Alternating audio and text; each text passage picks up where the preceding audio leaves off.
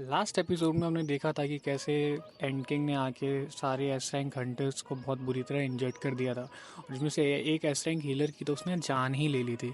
और जितने भी जापानीज एस रैंक हंटर्स थे उनको भी पूरी तरह साफ कर दिया था। बस अपने सारे एस रैंक हंटर्स अब बुरी तरह एंड आर्मी के सामने फंसे हुए हैं।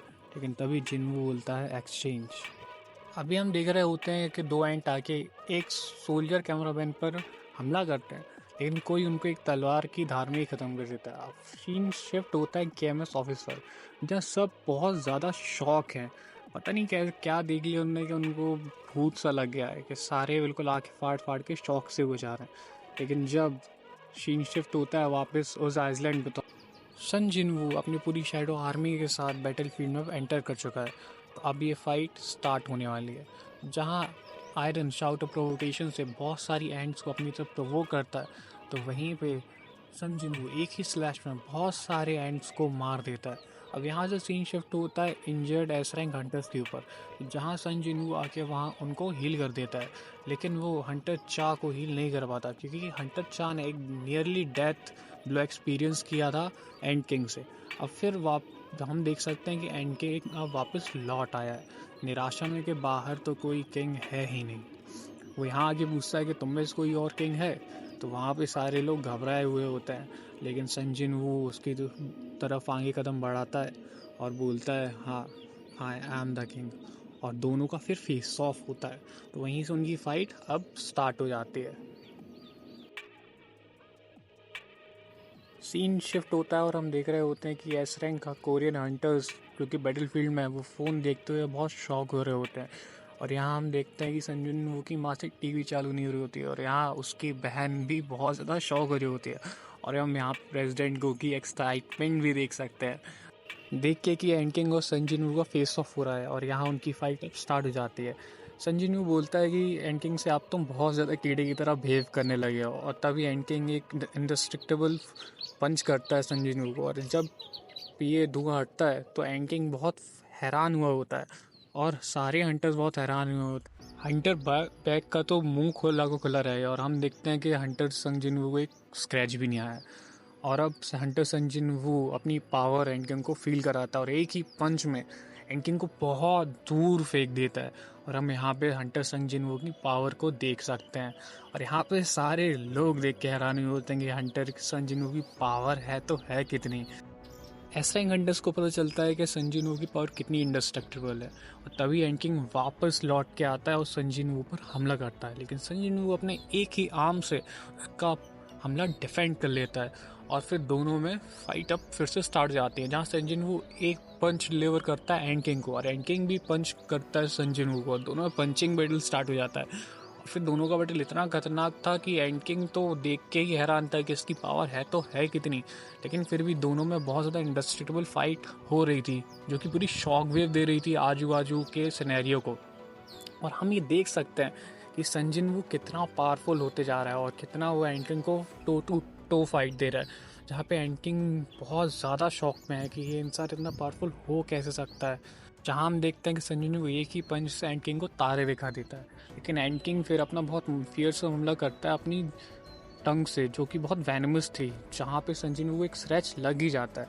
फिर एंकिंग संजिनू के सामने आके अपने क्लॉस से बहुत फियरसम हमला करने की कोशिश करता है, लेकिन संजिनू जिनवू एंकिंग क्लॉस को अपने एक ही हाथ से डिफेंड करता है, जो जो एंकिंग देख के बहुत हैरान भी हो रहा होता है। लेकिन तभी वो रिप्लाई बैक करता है एंकिंग को और एक मुक्का मारता है उसके फेस पे, इसके वजह से एंकिंग बहुत दूर जाके फेंकता है और उसको दिन में भी तारे दिख जाते हैं, जहाँ की वो हवा में जाके एक एक करने की कोशिश करता है, लेकिन एंकिंग बच जाता है उसमें से और फिर वो गायब हो जाता है कहीं पे। तो जिनवू उसको देख रहा होता है, लेकिन फिर एंकिंग सोचता है कि मैं कैसे हार सकता हूँ in the battle of strength.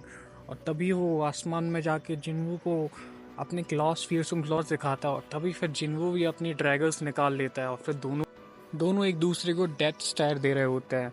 वहाँ एंकिंग हवा में बोलता है कि मेरी स्ट्रेंथ है वो मेरी स्पीड में है। तो एंकिंग के हमले को संजिनू डॉज कर लेता है, जिसकी वजह से एंकिंग बहुत ज़्यादा शॉक में होगा। दोनों में बहुत फियरसम फाइट हो रही होती है, और फिर इन दोनों एक दूसरे को बहुत अच्छे से टक्कर दे रहे होते हैं। लेकिन वहीं संजिनू को अपनी पावर दिखाता है और एक डैगर के स्लैश में एंकिंग की पूरी बॉडी को क्रैक कर देता है।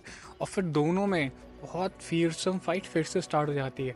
दोनों एक दूसरे को टक्कर दे रहे होते हैं, लेकिन वहीं फिर से संजीन को अपनी स्लैश से फिर उसके छेद कर देता है एंड किंग के। एंड किंग की तो भाई हालत ही खराब हो रही है, इससे एंड किंग दूर भागता है और वहीं पे संजीन को बोलता है बेटा कहाँ जा रहे हो, अभी तो मज़े स्टार्ट है। फिर इतने ज़्यादा स्लैश मारता है एंड किंग के ऊपर, उसका तो हाथ ही काट के फेंक देता है। जहाँ पे फिर एंड किंग वही सोच रहा होता है कि अब तो बचने के चांसेस है ही नहीं, इसके से वो दूर भागता है और वहाँ पे फिर वो अपनी पूरी आर्मी को समन करता है और बुलाता है पूरी एंट आर्मी को।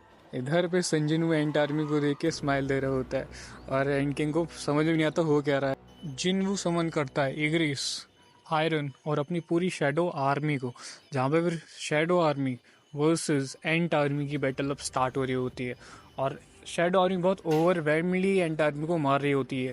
और यहाँ पे हम देखते हैं कि Sung Jinwoo demon of hell Tusk को आगे बुलाता है, जहाँ टस्क अपने हेम ऑफ ब्लेजिंग फायर से एंट आर्मी को जला देता है और ये इतना अटैक इतना पावरफुल होता है कि वॉल्केनो के बाहर तक सब खत्म हो जाता है और सब लोग देख रहे होते हैं डीमन ऑफ हेल टस्क को। वहाँ एंड किंग पूरी तरह से निराश और सोच में बैठा होता है कि मैंने किस इंसान से पंगा ले लिया भाई। तभी जिनवू और टस्क एंड किंग के सामने आते हैं और फिर जिनवू अपने ऑरा के साथ एक कदम में आगे बढ़ाता है और एंड किंग भागने की कोशिश करता है, लेकिन तभी जिनवू अपनी रूलर ऑफ अथॉरिटी से वहीं एंड किंग को दबोच लेता है और वहीं फिर एंड किंग को कन्फ्रंट करता है सन जिनवू। लेकिन तभी एंड किंग भी भागने की कोशिश में रहता है, लेकिन अपना सन जिनवू अपने ड्रैगर से म्यूटिलेशन अटैक करता है, जो उसको अभी अभी पावर मिली हुई होती है, जिससे एंड किंग मारा जाता है। तभी हम देखते हैं कि हंटर बेक संजिनू को बुलाता है। हंटर चा की हालत और ख़राब हो रही होती है। संजिनू अपनी पूरी शेडो आर्मी को एस रैंक हीलर मेंग बियोंग की बॉडी लाने को बोलता है और तभी सारे शेडो आर्मी वहाँ आ जाती है और मिन बियोंग की बॉडी भी ले आती है। संजिनू मिन बॉडी के पास जाता है और बोलता है अराइज। इससे पहली बार में तो शेडो सेक्शन कैंसिल हो जाता है, फेल हो जाता है, लेकिन फिर संजय भी बोलता है मिन बिंग से कि तुम खुद तो जिंदा नहीं हो लेकिन दूसरों को बचा सकते हो। और उस तब वो अराइज बोलता है तो एसरेंग हीलर मिन बेयोंग एक शैडो सोल्जर बन जाता है संजय वो की। ये सब देख के हैरान हो रहे होते हैं कि क्या किसी मरे हुए को जिंदा करने की है। तभी एसरेंग हंटर बेक संजीनू को बोलता कि वो shadow soldier S rank healer मिन बीइंग नहीं हो सकता, लेकिन तभी संजिन वो उसको बताता है कि वो एस रैंक हीलर मिन बीइंग है और वो इतना काइंड हार्टेड एंड सॉफ्ट इंसान है कि वो बिना संजिन के ऑर्डर्स के ही एंटर चा को हील करने लगा। और वहाँ पे हम देखते हैं कि फिर संजिन वो उसका शेडो एक्सट्रैक्शन कैंसिल भी कर देता है।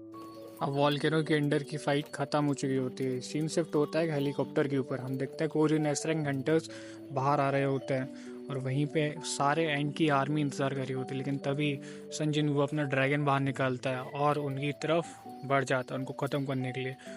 और वहीं पे जितने एंट आर्मी थी वहाँ एक एक करके ख़त्म हो रही होती है। एंट आर्मी ही खुद ही एक दूसरे की दुश्मन बन रही होती है बिकॉज ऑफ सन जिनवो।